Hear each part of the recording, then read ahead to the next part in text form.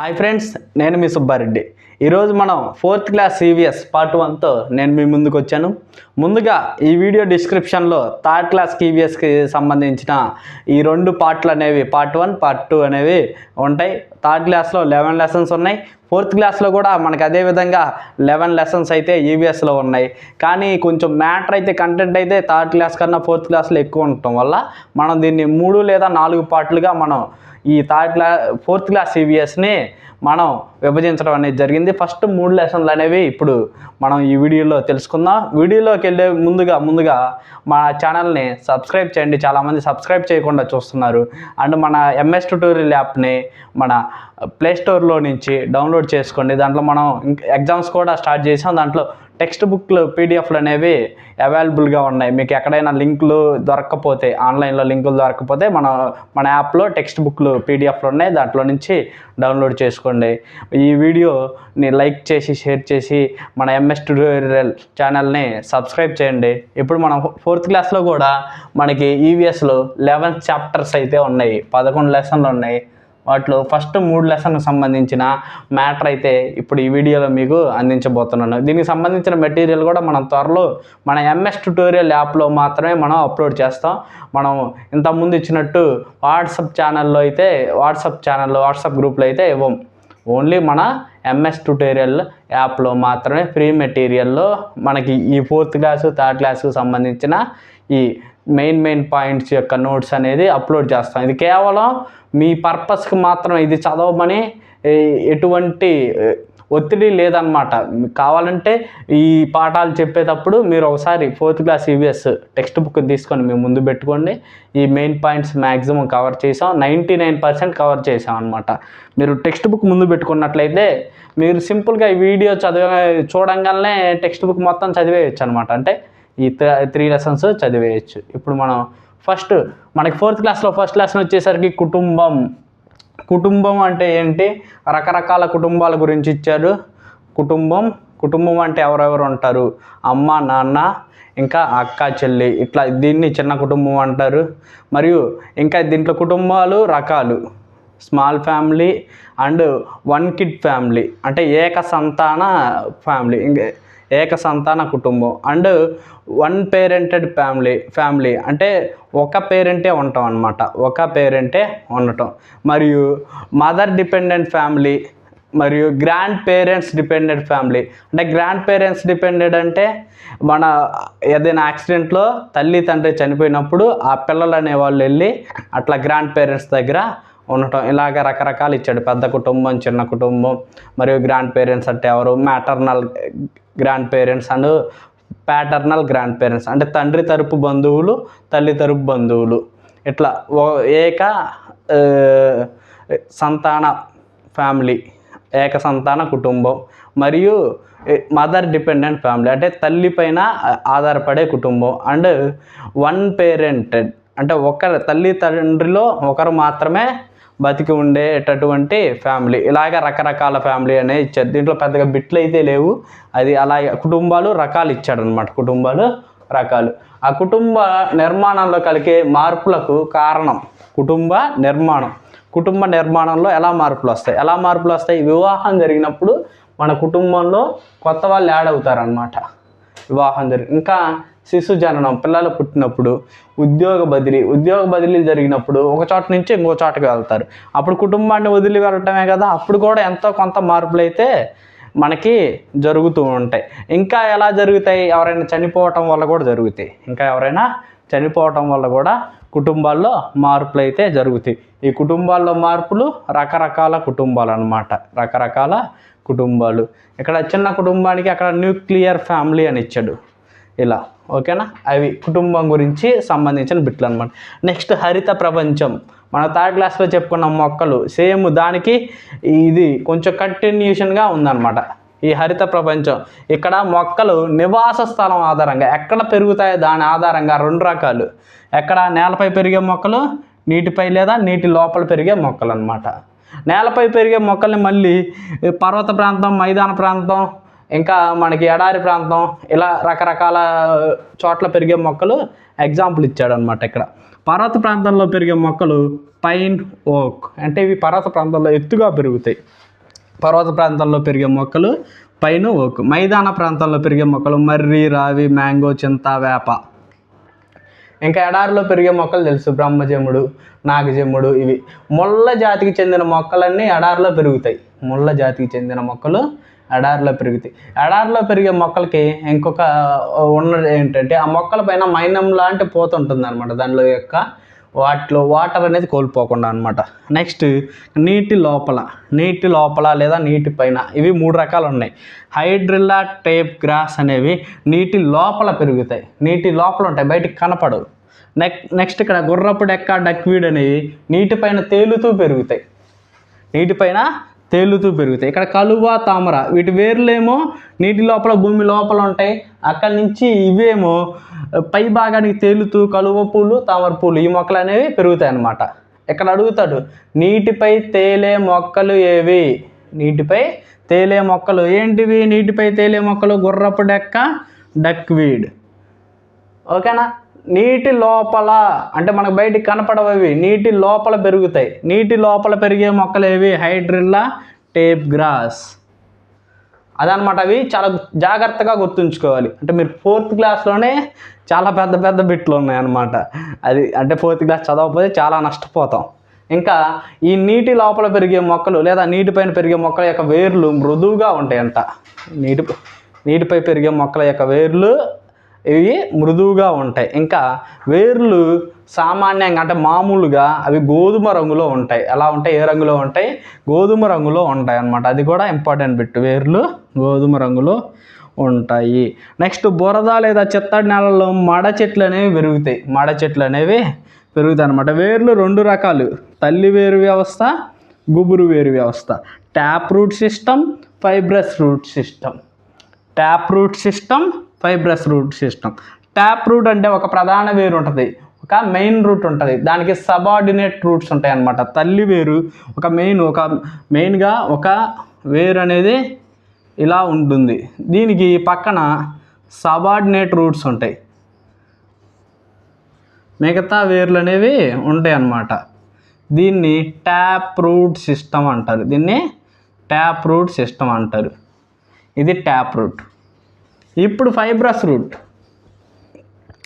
ఇది మొక్క యొక్క ఈ కాండం నుంచి ఇట్లా ఒకేలాగా ఉంటాయి, గుబురుగా ఉంటాయి అన్నమాట. ఈ వేర్లన్నీ ఒకేలాగా ఉంటాయి, సన్నని వేర్లు. అందుకే దాన్ని గుబురు వేరు వ్యవస్థ అని కూడా అంటారు, లేకపోతే పీచు వేర్లు అని కూడా అంటారు. కాండం అడుగు నుంచి అనేక సన్నని వేర్లు గుబురుగా ఉంటాయి. దానికి ఎగ్జాంపుల్ వరి, మొక్కజొన్న. ఇవి గడ్డి జాతికి చెందిన మొక్కలు అనమాట. ఆ మొక్కలు మనం పీకితే ఉంటాయి, అవన్నీ ఒకే చోట ఒకే లెంత్లో ఉంటాయి అన్నమాట. ఇక్కడ ట్యాప్ రూట్లో అలా ఉండదు. మనం ఇప్పుడు వేప చెట్టుని పీకామనుకోండి, ఒక వేరు ఉంటుంది. అంటే పెద్ద చెట్టు కాదు, పెద్ద చెట్టు పీకలా, ఒక చిన్న చెట్టుని పీకితే మనకి ప్రధానంగా ఒక వేరు ఉంటుంది, మెయిన్ రూట్ ఉంటుంది. దానికి సబార్డినేట్ రూట్స్ అనేవి ఉంటాయి అన్నమాట. దీనికి మర్రి, వేప, చింత అనేది ఈ ట్యాప్ రూట్ సిస్టానికి మనకి ఎగ్జాంపుల్స్. నెక్స్ట్ క్యామెల్ గ్రాస్ అనేవి మనం కూల్ మ్యాట్స్లో ఉపయోగిస్తాం. ఇప్పుడు మనకి కూలర్స్ ఉంటాయి కదా, దాని పక్కన ఉంటాయి కదా, ఆ కూల్ మ్యాట్స్లో ఈ క్యామెల్ గ్రాస్ని ఉపయోగిస్తాం. ఎందుకవి ఆ వాటర్ పక్కన పడుతుంటే దాని నుంచి మనకి కూలింగ్ వస్తుంది అనమాట. నెక్స్ట్ ఇంకా బట్టల అల్మరాల్లో కూడా ఉపయోగిస్తాం, అవి మంచి సువాసన ఇస్తాయని. లెమన్ గ్రాస్ అనే దాంట్లో మెడిసిన్ వాల్యూస్ ఉంటాయి, ఇవి సువాసన తైలాల్లో ఉపయోగిస్తారు. ఇంకా దోమలు తరిమే పదార్థాల్లో లెమన్ గ్రాస్ని ఉపయోగిస్తారు. దోమలు తరిమే సాంబ్రాణి కడ్డీల్లో ఏ పదార్థాన్ని ఉపయోగిస్తారని బిట్టిస్తాడు అనమాట. అప్పుడు లెమన్ గ్రాస్ అనేది మీరు ఆన్సర్ చేయాలి. నెక్స్ట్ వచ్చేసరికి మనకి ఇక్కడ పువ్వులోని భాగాలు ఇచ్చాడు.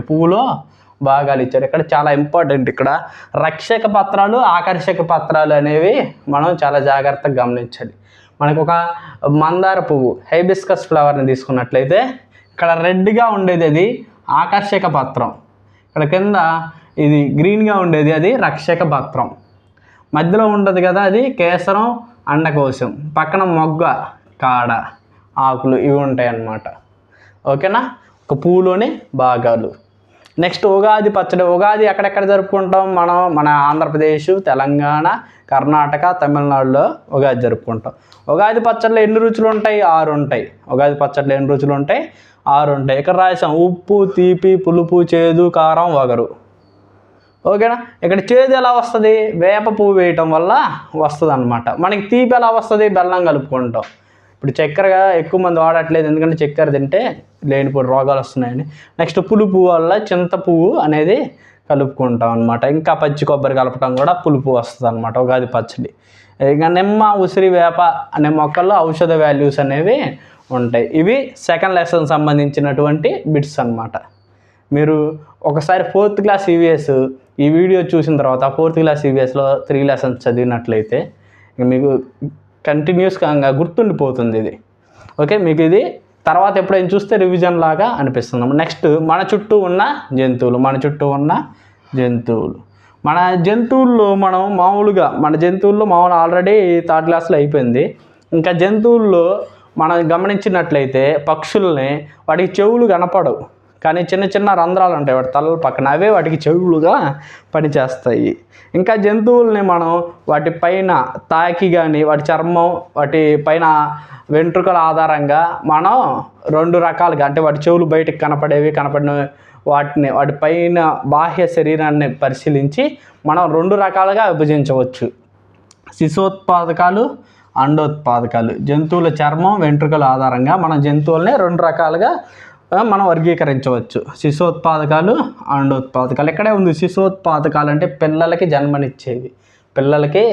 జన్మనిచ్చేవి. వీటికి చెవులు బయటకు కనిపిస్తాయి, వెంట్రుకలు ఉంటాయి, పాలిచ్చి పెంచుతాయి. అండోత్పాదకాలు ఇవి గుడ్లు పెడతాయి అన్నమాట. చెవులు బయటికి కనిపించవు, వెంట్రుకలు ఉండవు. ఓకేనా. అవి గుడ్లు పెట్టి వాటిని పొదుగుతాయి. మనకి మామూలుగా ఎగ్జాంపుల్ చెప్తే మనకి గేదె, ఆవు ఇలా ఏది శిశోత్పాదకాలకి. అండోత్పాదకాలకి మనకి తెలుసు కాకి, కోడి, ఇంకా గద్ద ఇలాంటివి. ఓకేనా. ఇక్కడ డాల్ఫిన్ అనేది మాత్రం ఇచ్చాడు శిశోత్పాదకాలకి ఎగ్జాంపుల్. డాల్ఫిన్ అనేది పిల్లల్ని కానీ పాలిచ్చి పెంచుతుంది. కేవలం అదొకటి మాత్రమే ఇచ్చాడు. నెక్స్ట్ కొన్ని జంతువుల చర్మాలతో మనం చెప్పులు తయారు చేయవచ్చు. ఇంకా వాటి వెంట్రుకలతో మనం ఈ చలి కోట్లు అనేవి, స్వెటర్స్ అనేవి తయారు చేసుకోవచ్చు, కోట్లు తయారు చేసుకోవచ్చు అనమాట. నెక్స్ట్ జంతువుల ఆహారపు అలవాట్ల ఆధారంగా, ఇక్కడ జంతువుల చర్మం, వెంట్రుకల ఆధారంగా 2 రకాలుగా విభజించాం. ఇక్కడ జంతువుల ఆహారపు అలవాట్ల ఆధారంగా 3 రకాలుగా విభజించాం అనమాట. శాకాహారులు, మాంసాహారులు, ఉభయాహారులు. శాకాహారులు మొక్కలు, ఆకులు, గడ్డిని తినేవి శాకాహారులు అన్నమాట. ఈ శాకాహారులకి ఎటువంటి పళ్ళు ఉంటాయంటే ముందుగా గట్టిగా ఉండే కొరికే దంతాలు ఉంటాయి. ముందు మీరు ఎప్పుడైనా గేదెలకి చూసినట్లయితే వాటికి ముందు కొరికే దంతాలు ఉంటాయి. ఓకేనా. నెక్స్ట్ ఇక్కడ కోరకాలు ఉండవు, చీల్చే దంతాలు ఉండవు గేదెలకి. నెక్స్ట్ వెనక బలమైన నమిలే దంతాలు ఉంటాయి. అది ఈ గేదె, మేక, జింక, గుర్రం ఇవి మనకి శాకాహారులు. వాటికి పదునైన కొరికే దంతాలు ఉంటాయి. ముందు మీరు ఏళ్ళు పెట్టారనుకో గేదె నోట్లో, అది కొరికేస్తుంది, కట్ అయిపోయింది. కాబట్టి ఇంకా బలమైన నమిలే దంతాలు ఉంటాయి. నెక్స్ట్ ఇక్కడ మాంసాహారులు. ఈ మాంసాహారులు మాంసాన్ని చీల్చడానికి ఇక్కడ కోరకాలు అనేవి ఉంటాయి అన్నమాట. ఇవేంటి? బలమైన పదునైన చీల్చే దంతాలు ఉంటాయి వీటికి. బలమైన పదునైన చీల్చే దంతాలు ఉంటాయి. ఇంకా వీటికి ఎగ్జాంపుల్ పిల్లి, కుక్క, సింహం. టెక్స్ట్ బుక్లో ఇచ్చాడు, ఇది నేను రాసింది కాదు. టెక్స్ట్ బుక్లో పిల్లి, కుక్క, సింహం ఇచ్చాడు. పిల్లి అన్నం తినిద్ది కదా సార్, అది మళ్ళీ శాకాహారి కదా సార్, మొక్క యొక్క ఉత్పత్తే కదా సార్ అని నన్ను అడగొద్దు. టెక్స్ట్ బుక్లో ఇచ్చింది మాత్రమే నేను ఇక్కడ రాశాను. టెక్స్ట్ బుక్కే మనకి ప్రామాణికం. ఇక్కడ పొడవైన బలమైన చీల్చే దంతాలు ఉంటాయి. నెక్స్ట్ పక్షులకి పదునైన ముక్కు ఉంటుంది మరియు గట్టి ముక్కు ఉంటుంది. ఆ మాంసాన్ని చీల్చడానికి అది కూడా కొంచెం వంపుగా దానికి సంబంధించిన ముక్కు అనేది ఉంటుంది. ఇక్కడ పక్షుల్లో గద్ద, రాబందు అనేది మనకి మాంసాహారులలో ఎగ్జాంపుల్. నెక్స్ట్ ఇక్కడ ఉభయాహారులు అంటే ఏంటి? రెండింటిని తినేవాళ్ళు. దేన్ని తింటారు? మొక్కల్ని తింటారు, జంతువుల్ని తింటారు. వీళ్ళకి ఏముంటాయి అప్పుడు? ఈ 2 రకాలైనటువంటి పళ్ళు ఉంటాయి. ఎలాంటి పళ్ళు ఉంటాయి? పదునైన కొరికే దంతాలు ఉంటాయి, బలమైన నమిలే దంతాలు ఉంటాయి. ఇక్కడ పొడవైన బలమైన చీల్చే దంతాలు ఉంటాయి. అంటే 3 రకాల దంతాలు ఉంటాయి. దీనికి ఎగ్జాంపుల్ ఎవరు ఇచ్చాడు? ఎలుగుబంటి, మనిషి. ఎలుగుబంటి మనిషి. మనకు ఉన్నాయి కదా, మనకి 4 రకాల పళ్ళు ఉంటాయి మనకి. అది తర్వాత లెసన్స్లో మనం చెప్పుకుందాం. ఇక్కడ మొక్కలు జంతువులు తినే వాటిని ఉభయాహారులు అంటారు. ఎలుగుబంటి మనిషి దానికి ఇంపార్టెంట్. వాళ్ళకి ఉభయాహారులకు ఎటువంటి పళ్ళు ఉంటాయంటే మనం చెప్పాలి. పదునైన కొరికే దంతాలు, బలమైన నమిలే దంతాలు, పొడవైన ఇంకా షార్పుగా పొడవైన బలమైన చీల్చే దంతాలు ఉంటాయి. ఈ 3 రకాల దంతాలు అనేవి ఉభయాహారులో ఉంటాయి. ఉభయాహారులకి ఎగ్జాంపుల్ అంటే ఎలుగుబంటి మనిషి అంతవరకే ఇచ్చాడు. నెక్స్ట్ ఇక్కడ పక్షుల యొక్క ముక్కులు కొన్ని పొడవుగా ఉంటాయి, కొన్ని వంపు తిరిగి ఉంటాయి, కొన్ని చిన్నగా ఉంటాయి. ఎలా? ఆ పక్షుల ముక్కులనే దవడలు అంటాం. ఆ పక్షుల ముక్కులు ఎలా ఏర్పడ్డాయంటే వాటి ఆహారపు అలవాట్లు ఆధారంగా ఏర్పడినాయి అన్నమాట. అన్ని పక్షులు మాంసం తినవు, అన్ని పక్షులు ఇట్లా గింజలు మాత్రమే తినవు. గింజలు తినే పక్షులు ముక్కులు చిన్నగా ఉంటాయి అన్నమాట. ఇప్పుడు పిచ్చుక ముక్కు చూడండి, చిన్నగా ఉంటుంది, కానీ అది గింజల్ని నమిలేస్తుంది. అది పక్షుల ముక్కులు అనేవి పొడవాటుగా వంగి ఉంటాయి, బలంగా ఉంటాయి, పదునుగా ఉంటాయి. అవి వాటి యొక్క ఆహారపు అలవాట్ల ఆధారంగా పక్షుల ముక్కులు అనేవి తయారు చేయబడినాయి అన్నమాట. నెక్స్ట్ పక్షుల కాళ్ళు కూడా అంతే, ఒక్కో దానికి ఒక్కోలాగా ఉంటాయి. ఇక్కడ నడవటానికి, చెట్లు ఎక్కడానికి కొన్నిటికి ఆ విధంగా కాళ్ళు అనేవి ఉంటాయి అన్నమాట. కొన్ని ఆహారం పట్టుకోవడానికి అనువుగా ఉంటాయి. ఇప్పుడు గద్ద కాళ్ళు ఉన్నాయి, కరెక్ట్గా గోర్లు ఇలా వంపు తిరిగి ఉంటాయి ఆహారం పట్టుకుంటే అది వదలదు. నెక్స్ట్ పొడవుగా ఉంటాయి, ఈదడానికి అనువుగా ఉంటాయి, ఎగరటానికి ఈ కాళ్ళు అనేవి అనువుగా ఉంటాయి అన్నమాట. నెక్స్ట్ పక్షులు గూళ్ళు ఎలా నిర్మించుకుంటాయి? పక్షులు గూళ్ళు ఎందుకు నిర్మించుకుంటాయి? అసలు ఏ పక్షులు కడతాయి? పక్షుల్లో గూళ్ళు కట్టే పక్షులు మగ పక్షుల్లో గూళ్ళు కట్టే పక్షులు అనేవి మగ పక్షులు. ఆడపక్షులు గూళ్ళు కట్టవు. ఆడపక్షులు గోళ్ళలోకి వచ్చి గుడ్లు మాత్రమే పెడతాయి. ఈ గుడ్లు ఎప్పుడు కడతాయా అంటే ఆడపక్షులు గుడ్లు పెట్టే సమయానికి మగ పక్షులు వచ్చి గూళ్ళు కడతాయి అన్నమాట. వీటిని చాలా బలంగా కడతాయి. ఇంకా కర్రలు, పొల్లలు, ఆకులు, అలమలతో ఈ గూళ్ళు అనేవి కడతాయి అన్నమాట. నెక్స్ట్ కొన్ని గూళ్ళు చూస్తే మనకు ఖాళీగా ఉంటాయి. ఆ పిల్లలు ఆడపక్షి గూడు పెట్టి పొదిగిన తర్వాత ఆ పిల్లలు రెక్కలు అనేవి బలంగా తయారైన తర్వాత అవి ఎగిరిపోతాయి అన్నమాట. గూడుని ఖాళీ చేసి వెళ్ళిపోతాయి, ఆ ఇంటిని ఖాళీ చేసి వెళ్ళిపోతాయి. కొన్ని రకాల పక్షులు వాటి గూళ్ళని వేటితో కడతాడో ఇచ్చాడు. అక్కడ కాకి గూడు చిన్న కొమ్మలు, ఎనుటాకులతో కట్టుకుంటుంది. గిజిగాడు ఆకులు, గడ్డి, కొమ్మలు, వేర్లతో కట్టుకుంటుంది అన్నమాట. మనం లాస్ట్ 3rd క్లాస్లో కూడా చెప్పుకున్నాం, గిజిగాడు గూడు కింద నుంచి ప్రవేశ ద్వారం ఉంటుందని. ఇక్కడ అది ఇచ్చాడు. నెక్స్ట్ టైలర్ బర్డ్ చెట్ల ఆకుల్ని కలిపి కుడుతుందంట. ఇక్కడ దీని పేరులోనే ఉంది టైలర్ బర్డ్ అని. టైలర్ అంటే ఎవరు? బట్టలు కుట్టేవాడు. టైలర్ బర్డ్ కూడా ఏం చేస్తుంది? చెట్ల ఆకులను కలిపి కుడుతుంది. నెక్స్ట్ ఇక్కడ గద్ద పొడవైన పొల్లలు, గడ్డి, చెట్ల కొమ్మలతో కడుతుంది. ఇక్కడ ఒక స్పెసిఫిక్గా ఇచ్చాడు. గద్ద ఎక్కడ కట్టిద్దంట? కొండ శిఖరాల మీద కట్టిద్దంట. పొడవైన చెట్ల పైన కట్టిద్దంట. పొడవైన చెట్లు అంటే ఎత్తైన చెట్ల పైన, ఇక్కడ కొండ శిఖరాల పైన మాత్రమే గద్ద అనేది గూడు కడుతుంది. నెక్స్ట్ ఇంకా ఇక్కడ ఇవి జంతువులు నివాసాలు కూడా ఇచ్చాడు. కుందేలు ఎక్కడ నివసిస్తుంది? బొరియలో నివసిస్తుంది. కోతులు చెట్ల పైన, పులి, సింహం గుహలో నివసిస్తాయి. సాలెపురుగు తన గూడుని తాను కట్టుకొని తన ఇంట్లో తాను ఉంటుంది అన్నమాట. నెక్స్ట్ ఇక్కడ పక్షులు శక్తిని కోల్పోకుండా వి ఆకారంలో ఎగురుతాయి. మనం ఇక్కడ ఆకాశంలో అప్పుడప్పుడు పక్షులు కొన్ని ఆకారాల్లో ఎగురుతాయి. వి ఆకారంలో ఎగురుతాయి, కొన్ని యు ఆకారంలో ఎగురుతాయి. అంటే వాటి శక్తిని కోల్పోకుండా అవి వి ఆకారంలో ఎగురుతాయి అన్నమాట. ఇంకా చీమలు వాటి యొక్క నివాసంలో ఎలా ఉంటాయంట? కొన్ని రకాలుగా విభజించబడి ఉంటాయి. రాణి చీమలు, మగ చీమలు, శ్రామిక చీమలు ఇలా అన్నమాట. అవి పని విభజన అనేవి చేస్తాయి. క్రమశిక్షణ, పని విభజన చీమల యొక్క కాలనీల్లో ఉంటుందన్నమాట. చీమలు అనేవి ఒక రసాయనాన్ని స్రవిస్తాయి. దాని ద్వారా సమాచారాన్ని, అది ఫుడ్ సమాచారం కానివ్వండి, ఏదైనా ప్రమాదం యొక్క సంకేతాలు కానివ్వండి, ఒక చోటు నుంచి అంటే ఒక చీమ నుంచి మరొక చీమకి ఆ రసాయనం ద్వారా వాటి యొక్క సమాచారాన్ని పంపిస్తాయి అన్నమాట. నెక్స్ట్ ఏనుగులు అనేవి గుంపులుగా ఉంటాయి. అవి ఒక్కొక్క గుంపుకి ఎన్ని ఏనుగులు ఉంటాయా అంటే 10 నుంచి 12 ఏనుగులు మనకి అడవుల్లో గుంపులుగా పెద్ద గుంపులుగా ఉంటాయి. అవి ఎందుకు అలా నివసిస్తాయి అంటే వాటి యొక్క జాగ్రత్త అన్నమాట. అది వాటిని సంరక్షించుకోవడానికి అవి జాగ్రత్తగా ఉంటాయి.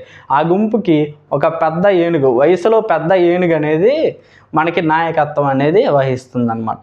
ఇంతవరకు మనకి థర్డ్ క్లాస్లో 4th క్లాస్లో 3 లెసన్లో ఉన్నటువంటి ఇంపార్టెంట్ పాయింట్స్ అనేది కవర్ చేసాం. త్వరలో దీనికి సంబంధించిన నోట్స్ అనేది మన MS ట్యుటోరియల్స్ యాప్లో మనం అప్లోడ్ చేస్తాం. ఈ వీడియో నచ్చితే లైక్ చేయండి, షేర్ చేయండి, సబ్స్క్రైబ్ చేయండి. ఇంకా ఎవరు చెప్పారు? ఓకే, ఇంతవరకు నెక్స్ట్ పార్ట్ కూడా త్వరలో మనం అప్లోడ్ చేస్తాం. థర్డ్ క్లాస్కి సంబంధించిన పార్ట్ 1 పార్ట్ 2 ఈ వీడియో డిస్క్రిప్షన్లో అయితే ఉంటుంది. వాట్సాప్ గ్రూప్ లింక్ అనేది ఉంటుంది. మరియు ఇంకా చాలామంది ఈ వీడియోని చూస్తున్నారు కానీ సబ్స్క్రైబ్ చేయట్లేదు, సబ్స్క్రైబ్ చేసుకోండి. మరియు ఇంకా మీకు ఏదైనా సమాచారం కావాలంటే కామెంట్ చేయండి. మీకు ఏదైనా డౌట్లు ఉంటే వాట్సాప్ గ్రూప్లో జాయిన్ అయ్యి మన దాంట్లో మీకు కావాల్సిన సమాచారాన్ని తెలుసుకోండి. Thank you for watching.